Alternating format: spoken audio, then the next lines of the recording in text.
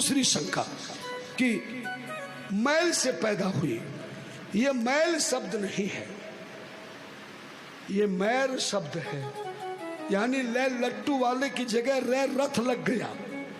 अंग्रेजी में एल की जगह आर लगा दीजिए तो मैल की जगह क्या शब्द होगा?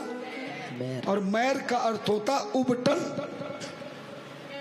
मैर किसको कहते हैं? उबटन को। लिखा है कदाचित गंध तैले ने गात्र मबज शैलजा शून्य रुद्रवर्त्या मास मलेना पुरितम बपु तदुद वर्तनकम ग्रह्य नरम चक्रे गजाननम पुरुषम कीर्ति देवी साक्षेपम तदभ्यसी। शिव जी के कहने पर उन्हीं गणपति गणेश की आराधना माता पार्वती रोज करती थी। एक सुपारी या मिट्टी की डली पे बांध के उन्हीं की पूजा करती थी। वो गणपति गणेश प्रकट हो गए। कहा कहो देवी क्या चाहिए? बोले पुत्र चाहिए मुझे। बोले कैसा पुत्र चाहिए? बोले आप जैसा चाहिए। तो बोले मैं खुद ही तुम्हारा पुत्र बन करके आऊंगा। जिस दिन तू अपने शरीर के उबटन को लोथड़ा बना के पुतला बना के जल डालकर मेरा आह्वान करेगी मां, मैं उस उबटन में ही प्रकट हो जाऊंगा। एक दिन माता को पुत्र की आवश्यकता पड़ी कि दरवाजा नहीं था कुटिया में, कार्तिक खड़ा नहीं होता था। आज मैया ने उबटन लगाया, उतार के लोथड़ा बनाया, हाथ में जल लेके गणपति गणेश का आह्वान किया, मेरे पुत्र के रूप में प्रकट हो जाओ। तुरंत ही एक बालक प्रकट हो गया। नाटा शरीर था, पीत वस्त्र धारण किए थे, पीला वस्त्र पहने थे, मुकुट लगा था, 4 हाथ थे, एक हाथ में पुस्तक, एक हाथ में लड्डू, एक हाथ में माला और एक हाथ में डंडा था। पीली धोती बांधे, जनेऊ पहने, तिलक किए, मुकुट लगाई। बालक खड़ा हो गया, बोले मां मेरा नामकरण संस्कार करो। ध्यान देना, कितने लोगों को पता है कि इस गणपति गणेश के बचपन का नाम क्या है किसी को पता? क्या नाम था? क्या बात है? सच बताओ, तुमने कथा सुनी हमारी? हाँ, तभी तो बता सकते। विनायक नाम रखा। विनायक नाम क्यों रखा? विनायक का अर्थ होता है वी मानी नहीं, नायक मानी मालिक। बिना मालिक के पैदा होने वाला पुत्र, यानी बिना पिता के होने वाले पुत्र को विनायक कहते हैं। ताली नहीं बजाओ। विनायक रखा गया। सभी लोग दर्शन करने आए। उसी दर्शन की रेखा में लाइन में शनिदेव भी आ गए। शनिदेव पीठ करके खड़े हो गए।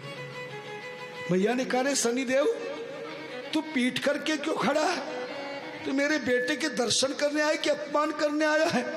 शनिदेव बोला, मां मैं पीठ करके ही खड़ा हूंगा, क्योंकि जिस पर मेरी दृष्टि चली जाती है तो मुझ शनि की साढ़ सती लग जाती है। जय हो।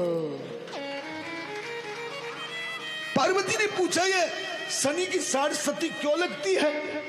शनिदेव बोला, मां मेरी पत्नी ने मुझे श्राप दे दिया है, जिसके कारण में मुझ शनि की दृष्टि जिसके ऊपर भी जाती है मेरी ढैया और साढ़ सती लग जाती है। पार्वती ने पूछा, तेरी पत्नी ने तुझे क्यों श्राप दिया? तब शनिदेव ने साढ़ सती क्यों लगती है इस विवरण को सुनाया। हाथ जोड़ के सुनिए। शनिदेव बोले, मां इंद्र की सभा में एक अप्सरा जिसका नाम कंकाली था, चित्ररथ गंधर्व की कन्या थी, इससे मेरी शादी हो गई। मेरी पत्नी कंकाली बहुत सुंदर थी और मैं भी सूर्य का पुत्र होने के कारण पके हुए सोने के तरह मेरा शरीर बड़ा सुंदर था। मेरी पत्नी भी सुंदर थी, मैं भी सुंदर था, पर दुर्भाग्य से मेरी सुंदरता पे मोहित होकर स्वर्ग की अप्सराएं मुझसे शनि लोक में मिलने के लिए आती थी। और जब मुझसे मिलने आती थी तो कई बहुत समय तक हम बैठकर बातचीत करते रहते थे। उन अप्सराओं को मैं बहुत अच्छा लगता था और मुझे पत्नी से ज्यादा वो अप्सराएं अच्छी लगती थी। मेरी पत्नी ने मुझे कई बार समझाया कि मेरे होते हुए आप पर नारियों के साथ में इतनी देर वार्तालाप करते अच्छा नहीं है, लेकिन मेरी बुद्धि ने काम नहीं किया। मैंने पत्नी की बात नहीं मानी और एक दिन मेरी पत्नी ने क्रोध में आकर मुझसे कहा, ऐ पतिदेव, तुम्हें बार बार समझाने पर भी तुम मुझे कष्ट देते हो। तुम नहीं जानते हो, तुम जब इनसे बात करते हो तो मुझे कितना कष्ट होता है।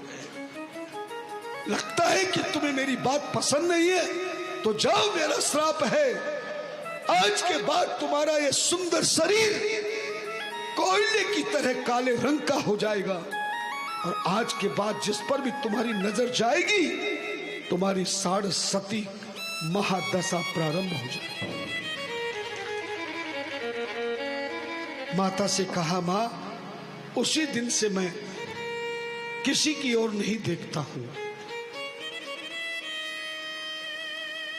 पार्वती बोली, नहीं नहीं, यह मनुष्यों की बात है, मेरे पुत्र के दर्शन कर ले, कुछ नहीं होगा।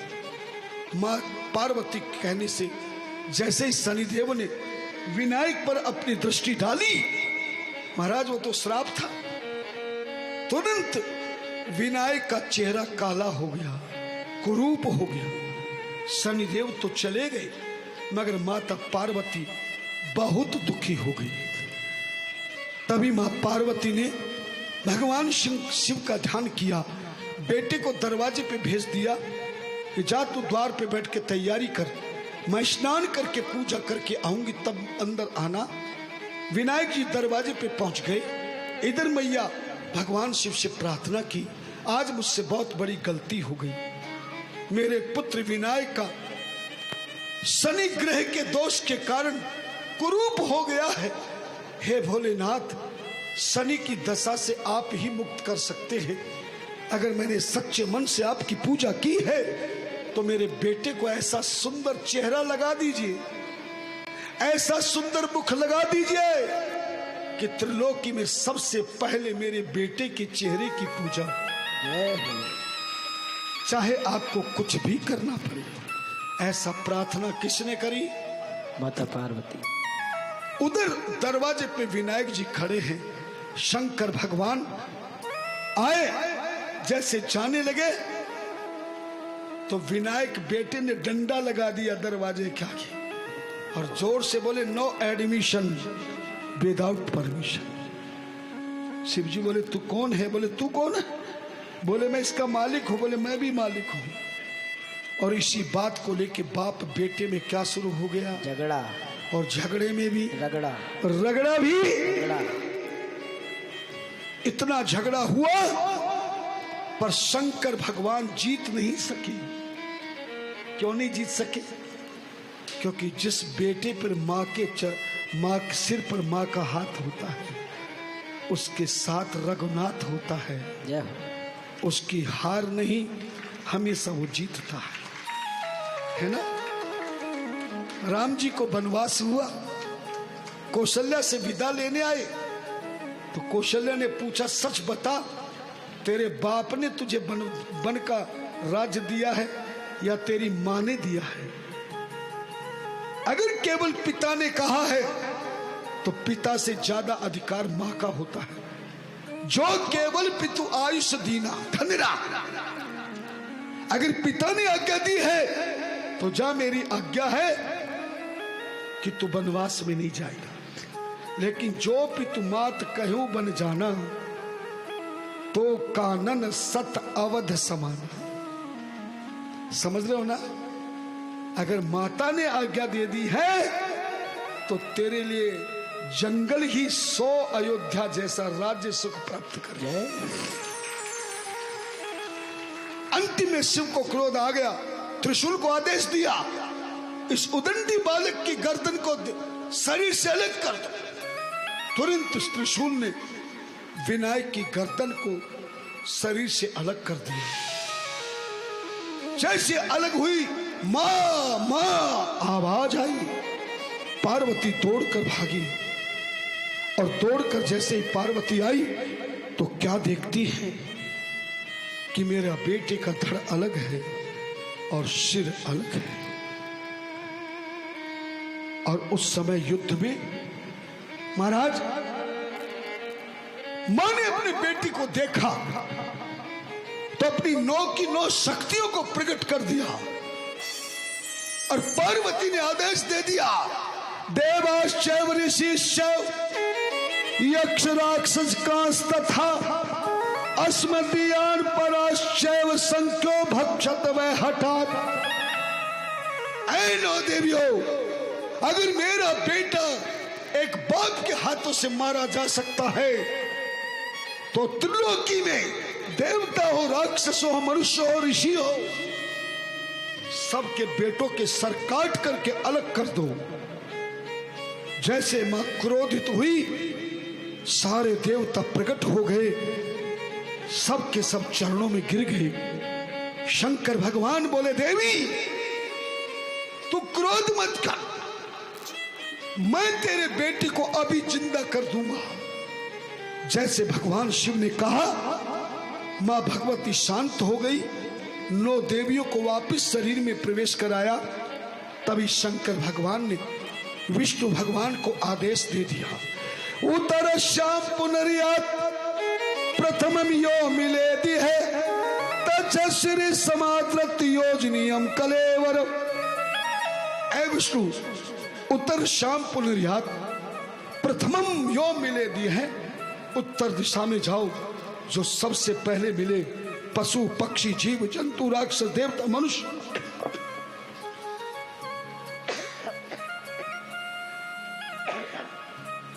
उसका सर काट के लिया।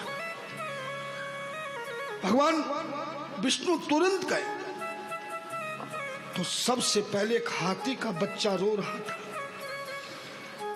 चक्र सुदर्शन से हाथी के बच्चे का सर काटा और लाकर के शिव जी के हाथों में दे दिया और शिव जी ने तुरंत अमृत लिया, गणेश गणपति के धड़ पर डाला। अमृत कहां से लिया बता सकते हो ना? चंद्रमा से। राम राम। शिव जी के ललाट पे चंद्रमा है, सुना था। और चंद्रमा के हाथ में क्या है? अमृत। जो रोजाना सूर्य की पूजा करते फिर भी भूल गए क्या? क्यों रिफाइंड के पराठे खाने लग गए क्या तुम? है? अमृत लेकर के तुरंत हाथी का सर विनायक की धड़ पे जो ही लगाया तो वो विनायक गजानन बन गया। बोलिए गजानंद महाराज की जय हो। और सभी देवताओं ने हाथ जोड़ के प्रार्थना की, गजानन भूति गणादि सेवितम कपित जम्बु फल चारु भक्षणम उमा सुतम शोक विनाशकारकम नमामि विघ्नेश्वर पाद पंकजम। तभी मां प्रसन्न, सारे देवी देवता खुश हो गए, मगर माता पार्वती तो रोने लगी। शिवजी बोले, तेरे बेटे को जिंदा कर दिया, फिर तू रो क्यों रही है? पार्वती बोली, महाराज मेरे बेटे को जिंदा तो कर दिया, मगर मेरी तरह किसी माँ की गोद तुमने सोनी की है।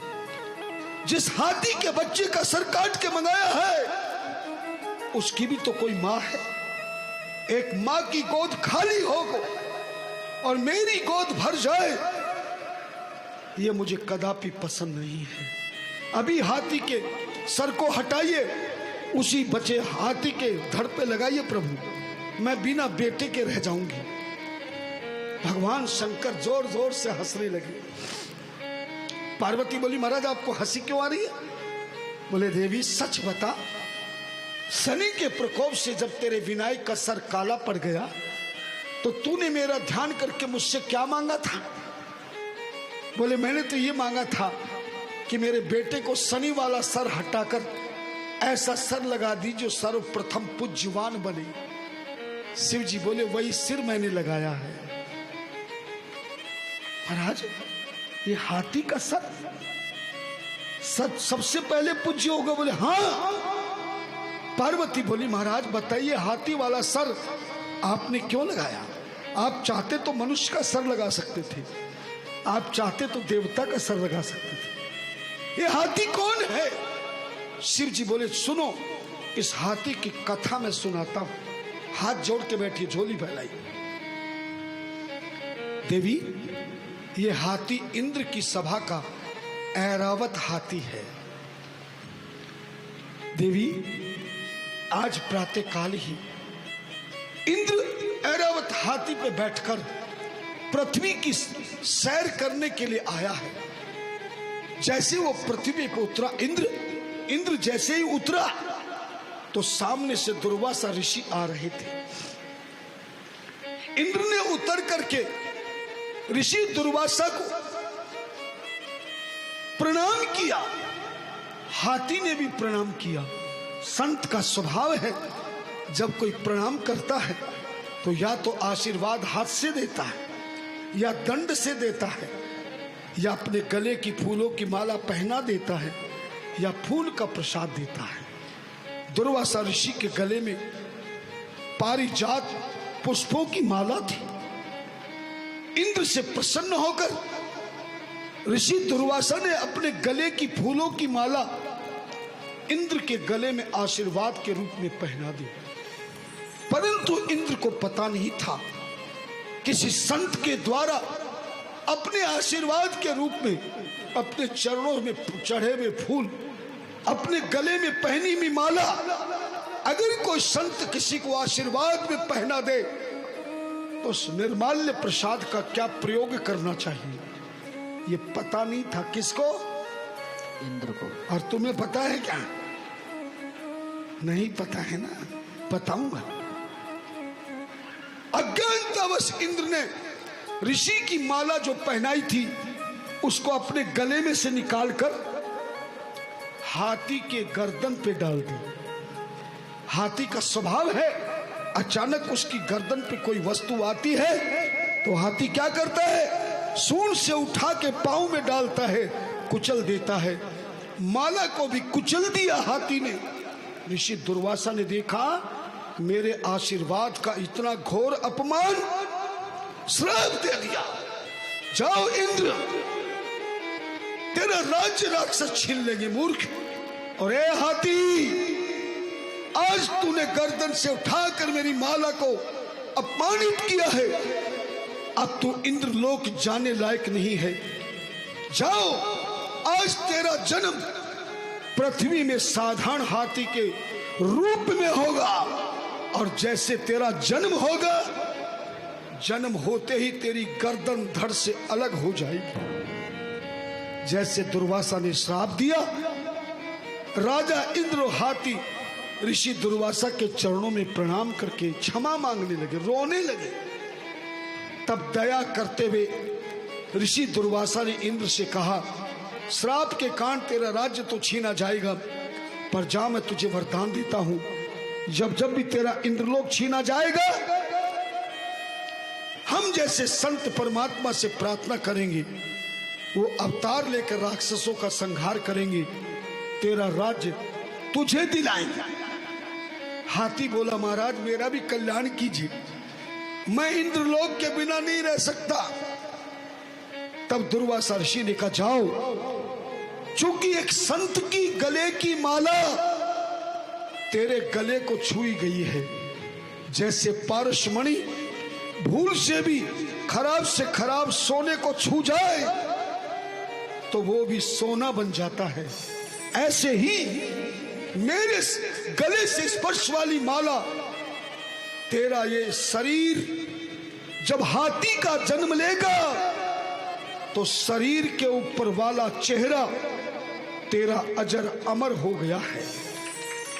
और जा मैं तुझे वरदान देता हूं, तेरे जन्म लेते ही भोलेनाथ की लीला से स्वयं भगवान विष्णु चक्र सुदर्शन से तेरी धड़ से गर्दन को अलग ले जाकर शिव को देंगे, और शिव एक देवता के शरीर में तेरी चेहरे को स्थापित करेंगे, जो सदैव त्रिलोकी में सर्वप्रथम पूज्यवान बने। जय हो। और ऐरावत, तेरी गर्दन कटते ही तेरी धड़ बिना सिर के मेरे वरदान से इंद्रलोक में जाएगी, और इंद्रलोक में पहुंचते ही तू फिर ऐरावत हाथी का रूप धारण कर लेगा और इंद्र की सेवा में लग जाएगा। सूत जी कहते, ऋषियों, पार्वती से भोलेनाथ ने कहा, देवी आज वही हाथी का जन्म हुआ है, और इधर तूने शनि के प्रकोप वाले चेहरे को हटाने का प्रार्थना की थी, मैंने उसको हटाकर उस हाथी के वरदान को पूरा किया है, इसलिए इसकी माँ बिना पुत्र के नहीं, उसकी धड़ इंद्रलोक में चली गई है, वो ऐरावत हाथी बन गया है। पार्वती चरणों में गिर गई। तभी पार्वती जी ने प्रश्न किया, महाराज, संत के गले की माला, चरणों में चढ़े हुए फूल, अगर कोई भक्त को आशीर्वाद में पहनाता है, आशीर्वाद में देता है, तो उस फूल और फूल माला का क्या करना चाहिए? सुनाऊं कि रहने दो? कितने लोग सुनना चाहते हैं? क्या बात। वैसे मैं भी जल्दी से उठने वाला नहीं हूं, ये तो मेरी अदा है। हाँ। भगवान शिव ने जो बताया वही सूत जी महाराज बता रहे हैं। कभी व्यास गद्दी से तुम्हें फूल मिल जाए, व्यास जी के हाथों से व्यास गद्दी के फूल मिल जाए, व्यास गद्दी पे व्यास जी को पहनाई भी चढ़ाई भी फूल और फूल माला मिल जाए, तो समझ लेना कि तुम्हारा सौभाग्य जागृत हो गया। लेकिन इन फूल और फूल माला का क्या करना चाहिए? जब भी मिले ले जाकर घर में किसी टोकरी में, थाली में, प्लेट में इसको सुरक्षित जगह, खुले जगह में, हवा में रखना चाहिए। जब ये सूख जाए तो सूखने के बाद जो भी रविवार आए, शुक्ल पक्ष का रविवार, कौन से पक्ष का? शुक्ल पक्ष, चांदनी रात का पहला शुक्रवार, रविवार आए, संडे, 9 बजे से 11 के बीच में इन सूखे हुए संतों के दिए प्रसाद फूल माला को दोनों हाथों से चूरा बनाना चाहिए।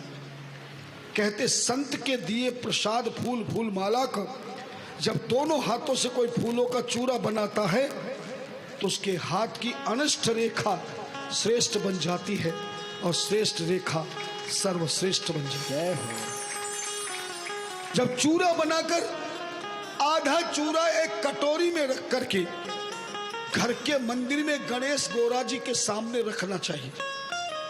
दूसरे आधे चूरे को लाल कपड़े में बांधकर 3 गांठ लगाकर इसको खजाने में रखना चाहिए। जो चूरा बचा है रात्रि के सोते समय कटोरी के चूरे को छत से लेकर नीचे तक थोड़ा थोड़ा बिखेर कर सो जाना चाहिए और दूसरे दिन झाड़ू लगाकर रेत समय समय सारे फूलों को जो रोजाना मंदिर के फूल धूप दीप इकट्ठा करते उसमें मिला के रख देना चाहिए और उन्हीं के साथ जल में प्रभावित कर देना चाहिए।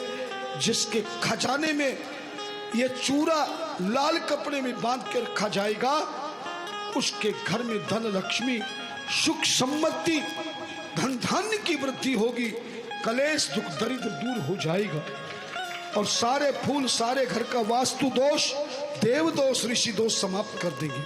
अगर माला मिल जाए तो उसमें धागा मिलेगा, धनिरा, तो चूरा बनाने के बाद धागा बचेगा, धागे को खोल लीजिए, गांठ ना खुले तो तोड़ दीजिए और धागे के दोनों मुख पकड़कर सीधा करिए तो धागे का बीच का हिस्सा आ जाएगा। गायत्री मंत्र बोलकर या हरिओम हरिओम बोलकर उस धागे के बीच वाले हिस्से में पहली गांठ लगाना और बीच वाली गांठ की एक तरफ 7 गांठ और लगाना और दूसरी तरफ 8 गांठ और लगाना। गायत्री मंत्र बोलो या हरिओम बोलो, पहली गांठ कहाँ लगाओगे? बीच में। और बीच वाली गांठ के एक तरफ कितनी गांठ लगानी है? 7 और दूसरी तरफ 8 तो एक तरफ 7 एक तरफ 8 एक बीच में, पूरी गांठ की गिनती कितनी हो गई? 16। प्रत्येक ग्रस्त के घर में 16 देवियों का निवास होता है। आचार्य जी से पूजन कराना, गणेश गौरा कलश की पूजन के बाद वो 16 देवियों की पूजन करते। गौरी, पद्मा, सची, मेधा, सावित्री, विजया, जया, देवसेना, सदा स्वाहा, मात्र है लोक मात्र, हृष्टि पुष्टि स्था तुष्टि, आत्मन है कुल देवता। धनिरा